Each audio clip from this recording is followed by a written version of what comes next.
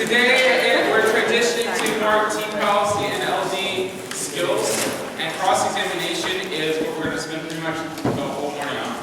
We're going to all be up here cross-examining at some point, hopefully to get into cross-examination, though, I think you need a foundation in persuasion, because cross-examination is too often thought of asking the last speaker questions, but instead it should be thought of as its own speaking event. As in, a lawyer would think about cross-examination, which in court, you use direct and cross-examinations to actually build your case. And then at the very end, you make a summary of your case. Cross-examination is its own speaking event. So the nature of persuasion. We're going to start simple and get deep. How to persuade people, how to be persuasive. First of all, we have to think of what we're doing here. Somebody has a brain, mind thing. Inside of it is their idea. And my drawings are terrible. But that is the idea, it's a light bulb. Inside of someone who has a nose. Speaks. Yep, that's a person. Yeah, it's like an alien person. Okay, so this person has a thought inside their mind. And that thought has to be translated through their mind into words that come out of their mouth. Is that process going to be perfect? No, it's very difficult to put words to concepts. That's why when we're teaching or explaining, we try to say it in many different ways. And the exact words that come out of our mouth are going to have to do with a lot of how we see this issue. Then it goes to other person who has an equally horrible face. It's like Caveman Sam or something. Okay, so this person, let's give it a much.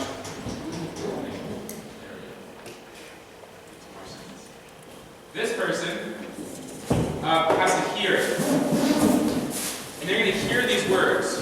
And in their mind, the words that they hear are going to translate into some thought.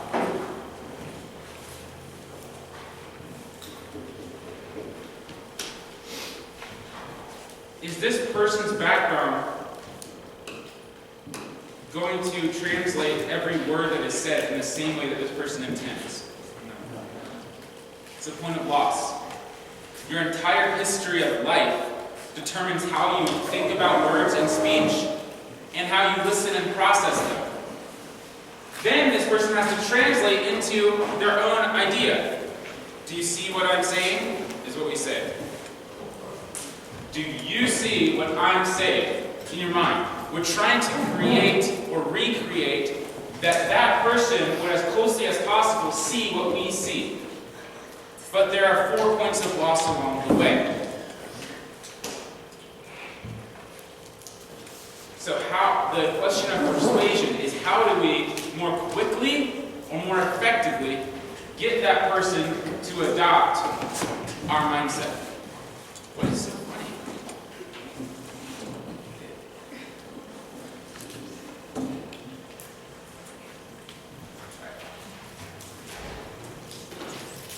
Oh, I have one point about this. If you succeed at persuading, does the audience change?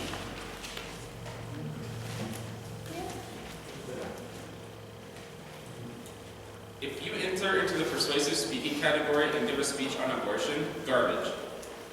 Because you haven't learned to persuade anyone.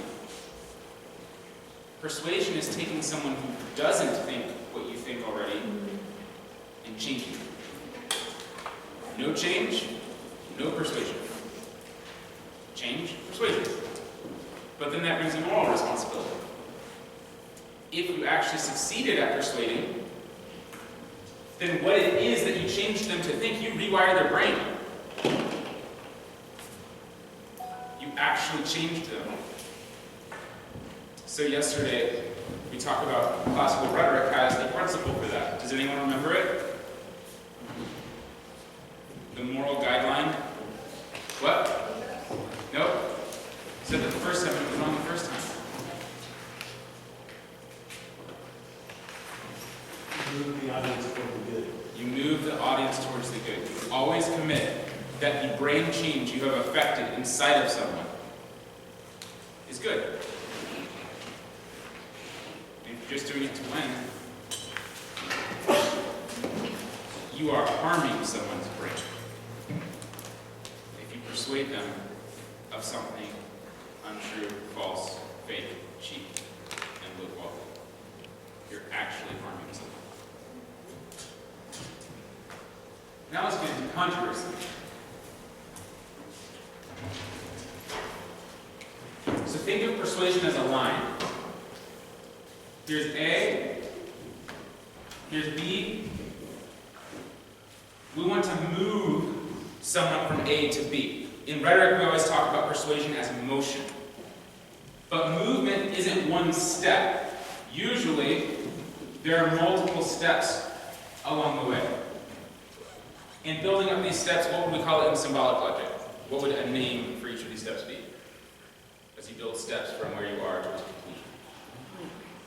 A what? Link. A what? Said link. A link. A link is fine. A proposition is closer, but a premise is the word. So you, in a syllogism. Have any of you seen a syllogism before? Yes, we had one yesterday. So a syllogism has step, step, step, step, step. Conclusion should be inescapable. Persuasion is about building up enough premises that the conclusion is obvious, natural, it's proven already. But many people in our society today persuade by taking their conclusion and yelling and screaming it, and then saying, I can't possibly see how anybody could think otherwise. This is the only rational position.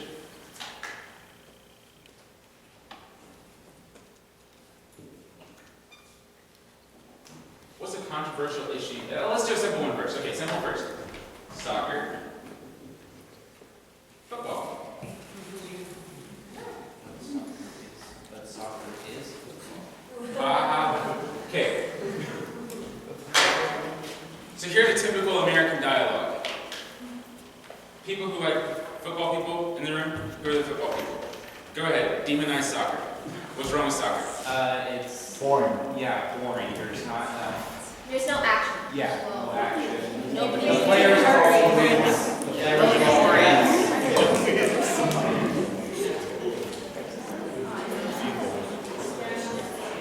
The players that have physical contact.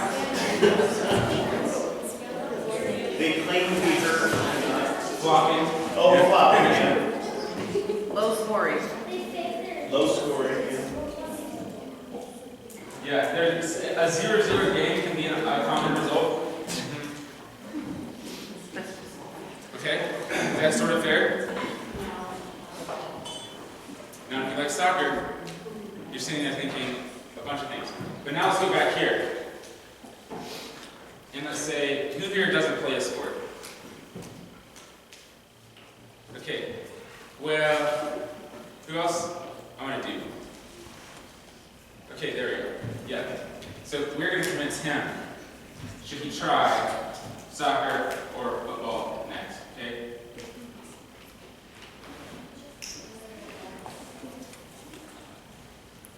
So we're trying to persuade you to make a choice. And here are all these things we say about soccer. Okay? Now let's flip it. Are there soccer people in the room? Besides me? You. Okay. Let's go ahead and demonize football for a second. It's slow. It's so slow.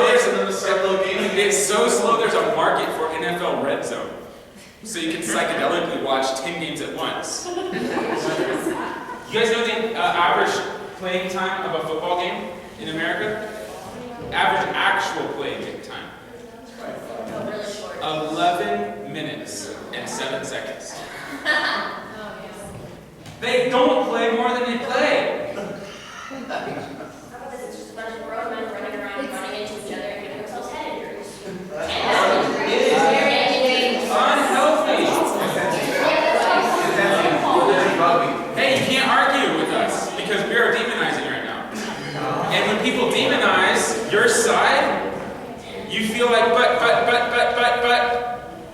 because we're not actually persuasive right now. Yes.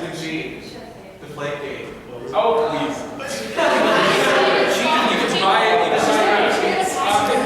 How about this one? I mean, it celebrates American excess, right? Because here we're going to find the biggest, fattest, fastest, like the most extreme people, collide them against each other, and then they die by 35. Right. It's whereas these guys, you can be 40 and play pro soccer because you run a 10K every game. It's healthy. Excess. Okay? Yeah. It's the baby version of rugby. I want to play a baby version of something. Yeah, it's baby rugby. I like it. Let's buy $120 worth of pads and play rugby. Yeah. You have to be a lawyer to watch football. I don't have time for that. It's boring. It's really hard to understand. For new people that are into football, it takes probably a few hours to understand how football works. But for soccer, they know the basics of the game. Don't touch the ball with your hands, please. Kick it in that net.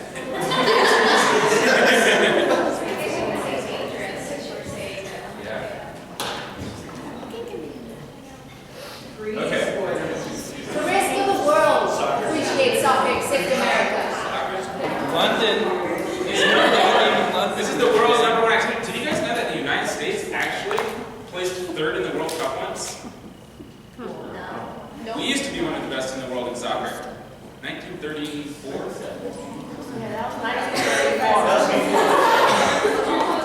1934. World War II happened, and the United States, in the Cold War era, began to compete with itself instead of competing in the international stage. And so we invented World Series, and football had its growth path, and soccer went like that until 1996 when we hosted the World Cup again and got to play because we never would have qualified otherwise.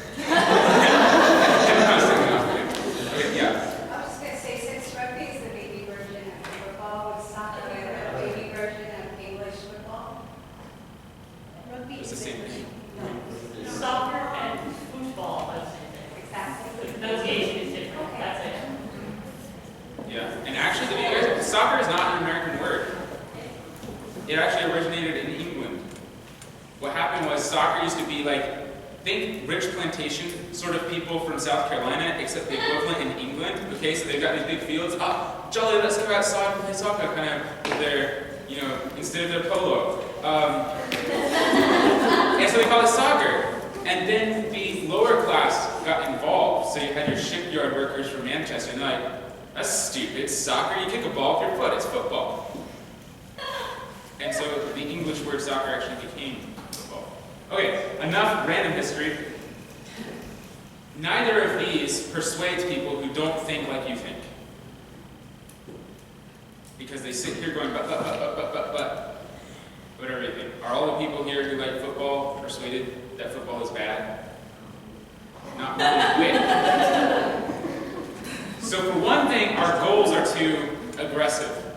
To try and convince somebody that they are unreasonable to like the other position is foolhardy. Our conclusions must be much lesser than that. But second, for the purposes of the lesson, we're about to get something truly controversial up here. The only way to persuade is not to yell your conclusion at each other. Audiences reach conclusions based on premises. The only way to persuade is to begin with shared assumptions, shared premises, common ground. You cannot persuade anyone without common ground. What's some common ground? Sports are good. This guy should play some sports. And it should not be a solo sport, like golf or tennis or something. We should play a team sport. There's a lot of strategy involved. It's good. What else? They're both playing on grass. Bring it outside and play in the grass. Okay? And on we go. Now this is a simple example, so I don't want to belabor it. But you have to realize that if you're ever in a You need to go back and find the last place that you both agreed on something. That's the only way to persuade anyone. You find the last place you disagree. I mean, you agree. And I like to call this the crux. I believe national class debaters, the best of the best, are experts at identifying the crux and focusing everything on it. It's why they can give a slow, glorious 1AR. No rush at all, because they are identifying what's the key point that tips everything.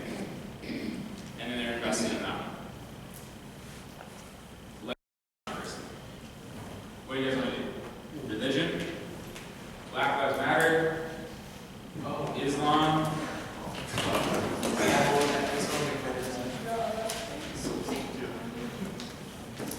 Let's go with okay, Christianity up here. Pick another religion. Oh. Islam. They got cross. Okay, here's standard dialogue. Islam, you can't be a Muslim because... Go ahead, help me. You'll become a terrorist. Violent terrorists. No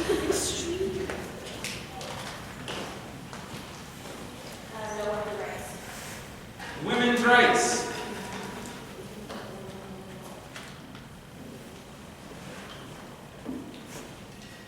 You have to wear a beard.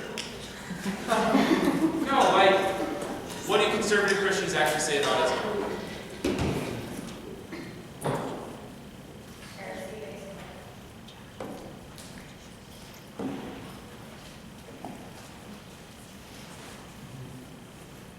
Do you guys know anything about Islam? Extremists, polygamy, Yeah, polygamy.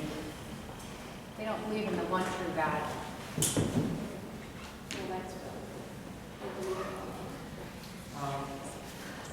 They believe that America and Israel are the great Satans.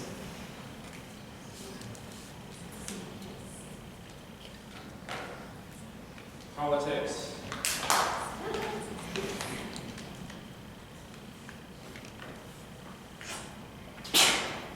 They want to oppose the whole their goal is to oppose the whole terrible Sharia law. Sharia. Well, extremist Muslims. Unite the 13th Caliphate. And They hate Western civilization as a whole. they hate democracy.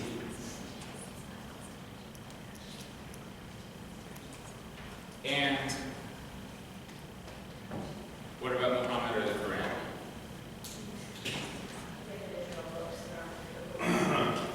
We say Muhammad usually was a contradictory maniac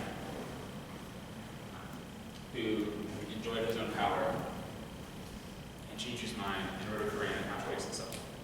These are the sorts of things that we say. Do you think we persuade any Muslim to change their mind? No.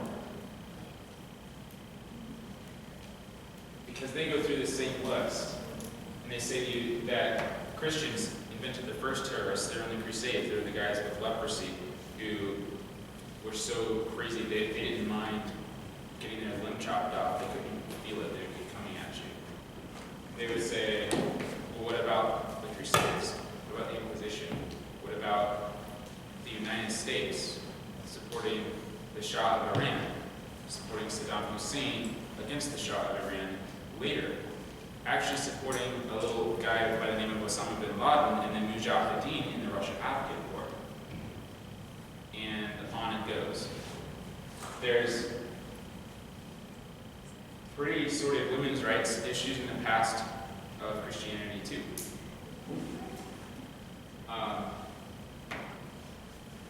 Same with polygamy, guys. Just turn the camera and look at the log in your own eye. And I think you'll see, whoa, if you just yell, you can persuade people who already agree with you all day. Is that persuasion? Nope. Saying things to people who already agree with you that make you feel good about you by demonizing the other is not persuasive. You don't change anything. And so they say, well, Christianity, Jesus was good, but he was not God.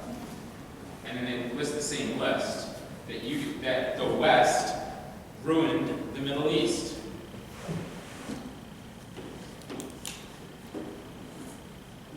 That we're always killing, fighting, rejecting. We don't care about their people, which arguably, us as safe Christians, don't allow any refugees or anything. Whoa, there might be a terrorist. And meanwhile, we read the lines on the map that ruined their countries. For example, the people of Azerbaijan, half of them live in Azerbaijan, and half of them live in Iran. But they're the people of Azerbaijan.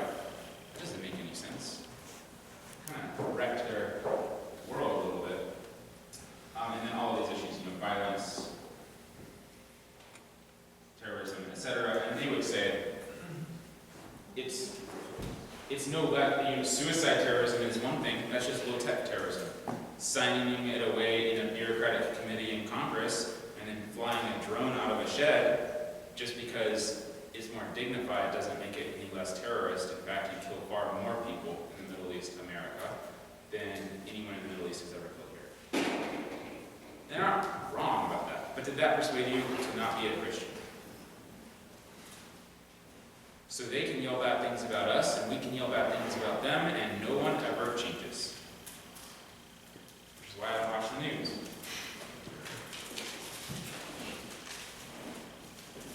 So you've got an actual friend who's an actual Muslim. By the way, do any of you have actual friends that are actual Muslims? Have they ever tried to kill you? Are they polygamists? What happens when there's a terrorist attack? What do they say to you? I'm sorry. They say, I have several Muslim friends. I have some employees in Bangladesh, which is a Muslim country, and they say, may God burn those people in hell forever. That is not real Islam. And then you know what most of my Christians say who don't have any Muslim friends? But your book says you have to be a terrorist, so you're not a real Muslim.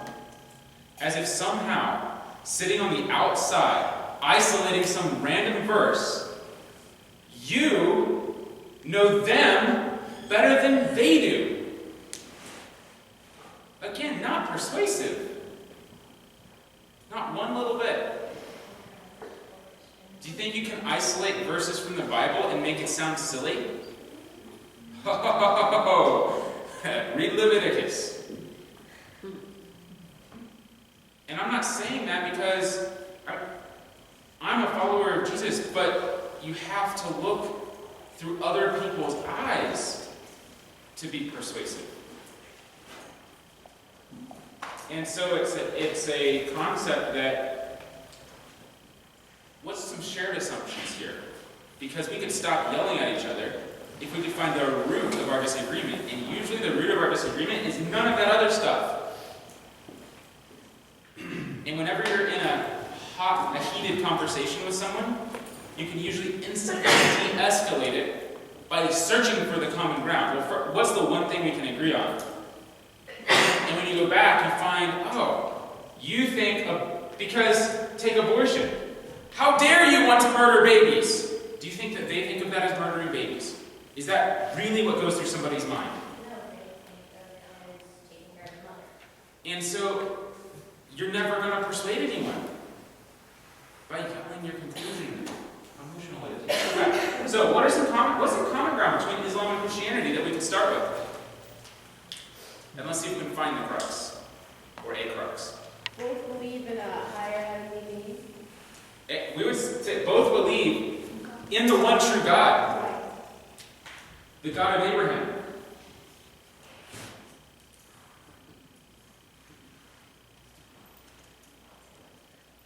One God. And they would say our Trinity is heresy, but we would both say the same God created the universe. So deep in our history, we share something. What else do we share? They're both considered major worldviews.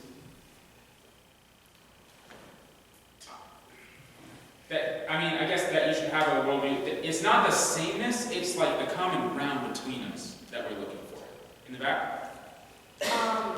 We both have pretty much the same prophets, like back in the Old Testament. We have many of the same prophets, and we agree that the prophecies are true. In fact, what do they say about Jesus? Jesus was a good prophet, which means they believe Jesus existed. That's a good starting point.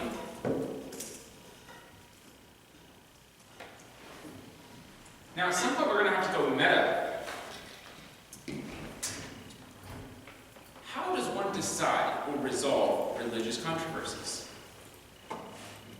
given this common ground? And this may be the source of our disagreement.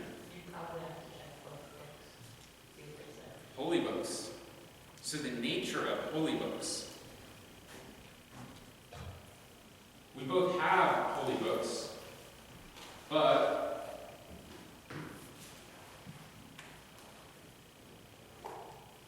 what does the Christian say about their holy book? It's the only source of truth.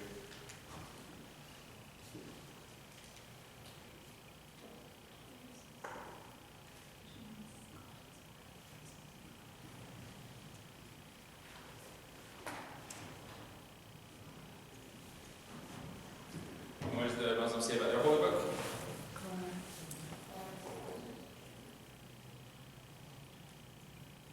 They say that it's stripped back from all the other things that were said before, and that it's what God actually wanted to be said. Quran is the most recent source of truth. Most clear.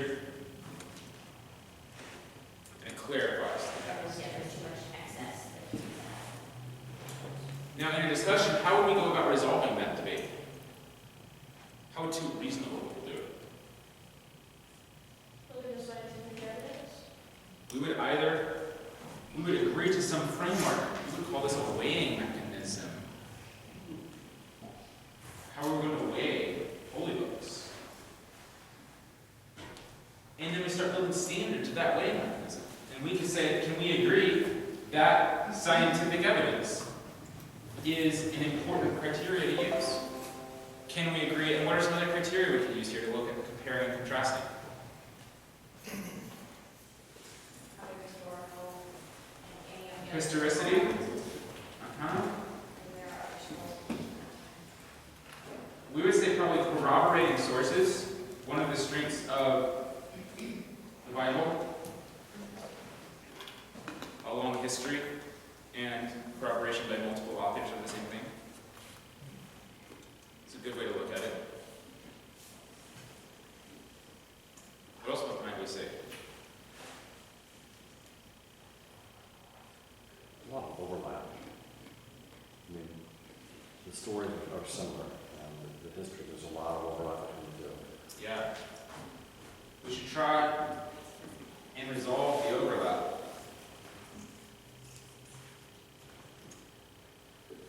Find out what they think is the excess in the Bible. Very nice. We have to start asking questions at some point and say, what do you think about the Bible? And instead of yelling and screaming, we'll be closing our mouths and hearing someone else's point of view.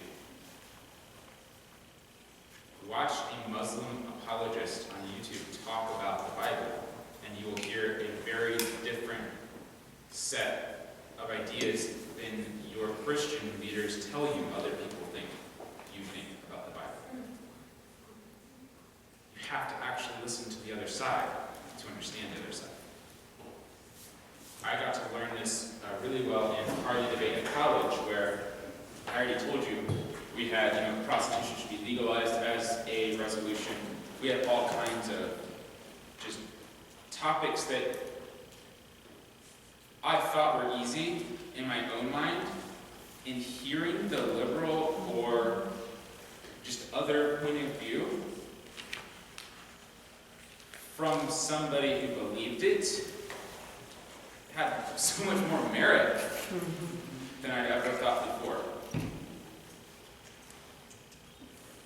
And I think we grow up in very dogmatic mentalities by sticking in our homeschool Christian debate circles and just church.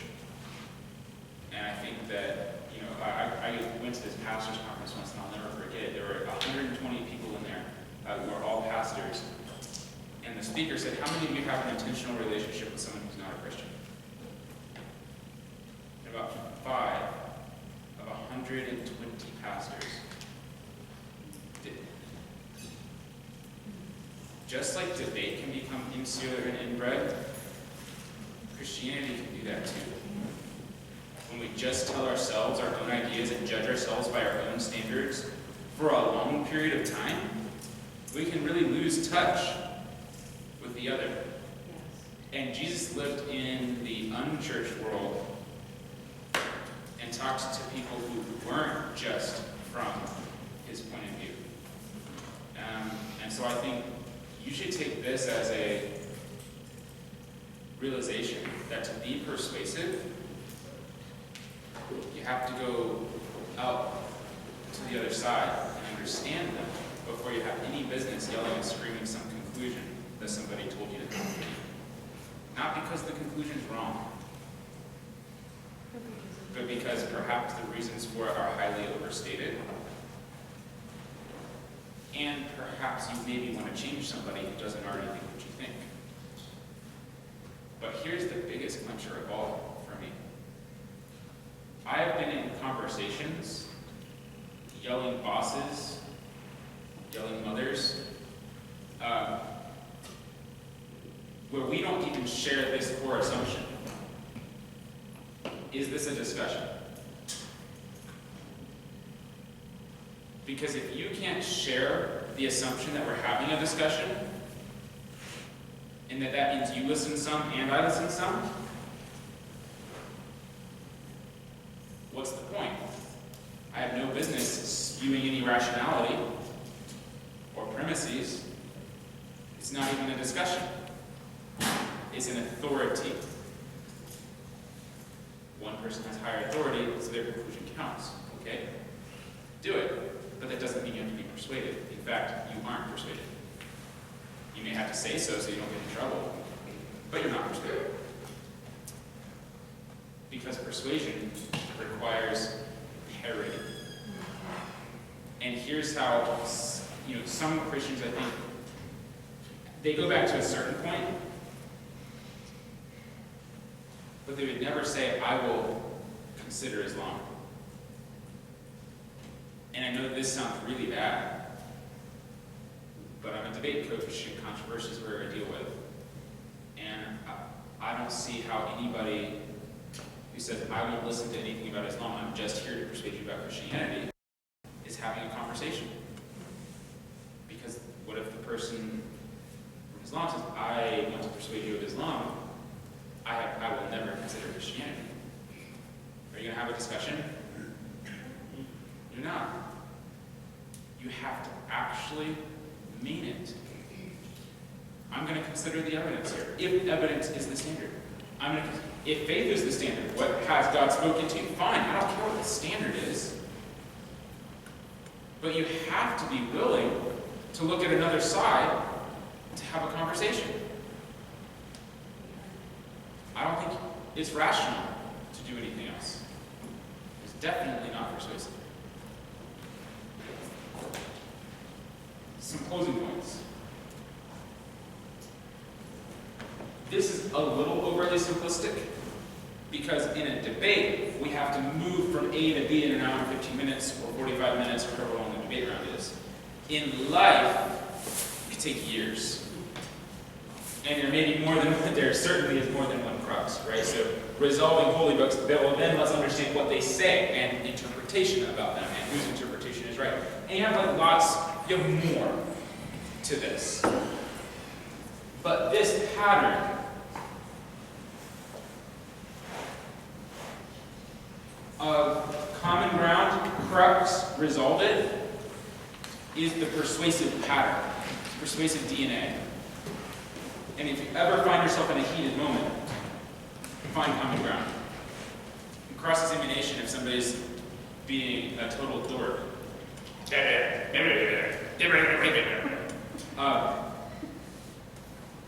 you don't have the common ground that cross-examination is a reasonable dialogue.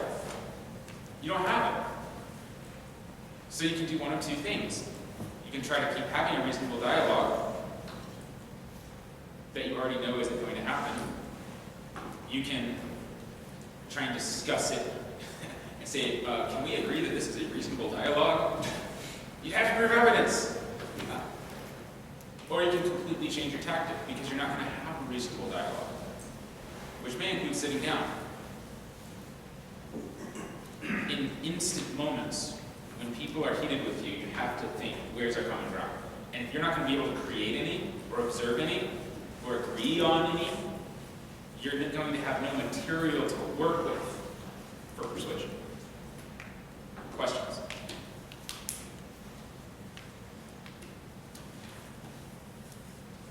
So in the context of cross-ex, though, you're not actually, like Esther said, it's all about you're presenting to the audience, right? That person's just a puppet. And in this case, you're not two people trying to come together to come to a common ground.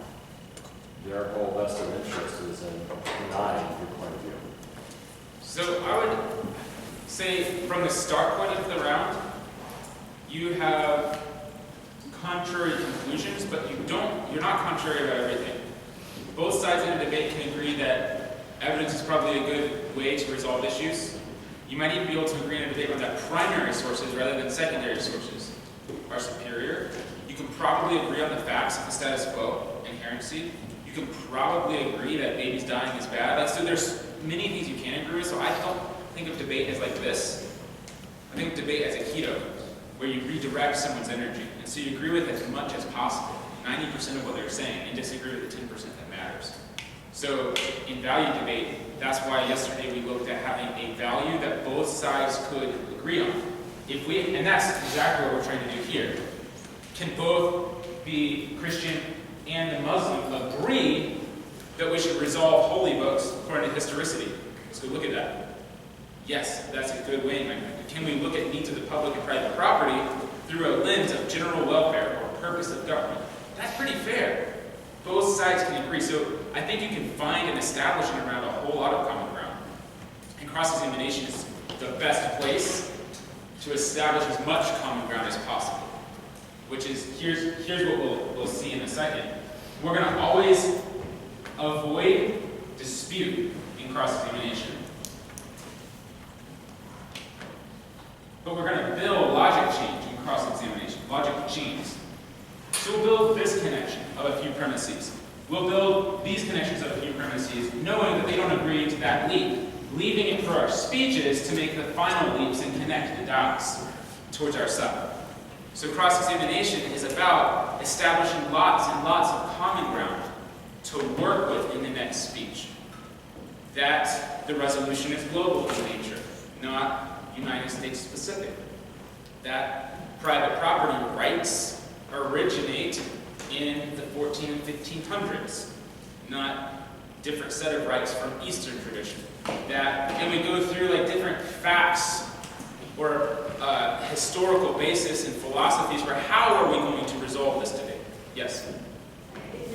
When you phrase it that way just then, you're saying that we should find common ground in the cross-ex. Okay, the way I've heard it and I've always thought of it was you're supposed to poke holes in anything that they say that's wrong. Basically, point out how stupid they are. Right, so a lawyer would never say that. Joseph Abel would say that. Cross-examination is not about trying to make people look bad. Persuasion is never about that. What Michael Ferris and what's the other guy at HSLDA? Jordan Lawrence. These are lawyers who argued in front of the Supreme Court. Both of them teach you exactly what I'm teaching you, which is also contained in the book, The Art of Cross-Examination, the 1920s classic, still used in law schools today. Not made up 3D cross-examination things. Don't think of cross-examination as a reply to what just happened. Think of cross-examination as its own event, building up what's about to happen. We'll learn this magic now. So, here's what I want you to do. Take your case for LD or team policy.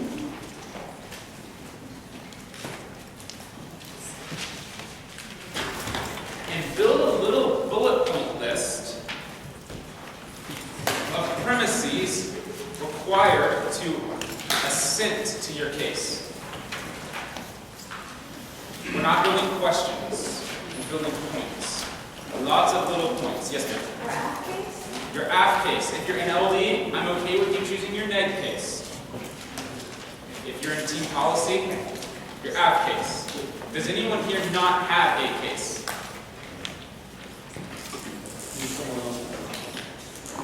Does someone have a printed case that they can work with?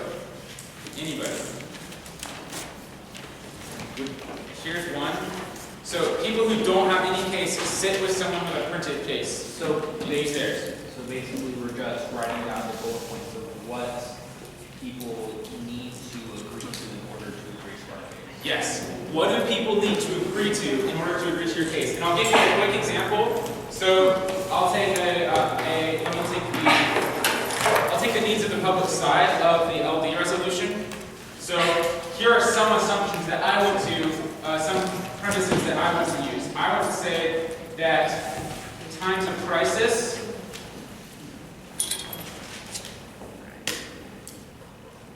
are different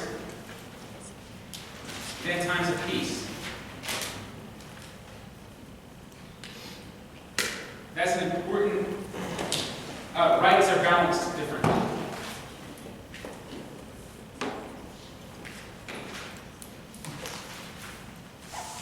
I want to establish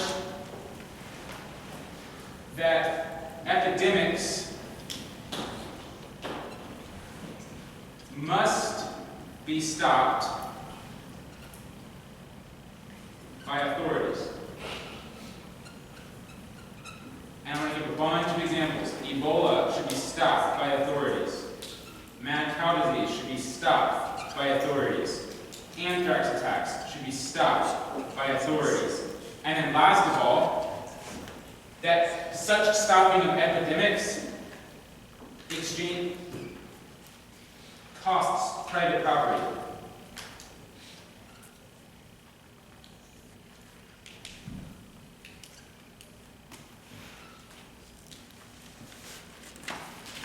And if you, so these are some assumptions for my case. This is what I'm looking for. Bullet points. They can be off the wall, they can be simple, they can be straightforward. I'm looking for 6 to 15 probably. Bullet points behind your case. Of Yeah. common ground, right? Or No, your case. So common ground that agrees between both sides? Nope. All of the premises necessary to agree to your case, some of which you articulate in a speech, some of which we're going to agree in cross-examination, because here's what's going to happen. When you're in cross-examination, if the person doesn't agree with you on something you think is obvious, you have now found a crux, and you're going to resolve it in a speech. But if they agree with you on something that you weren't sure if they would, now you can move forward, and you're going to find the crux is somewhere else. So cross-examination is not forcing agreement. Cross-examination is finding common ground. Where is the common ground, and where is it not? And we leave the not for the speech.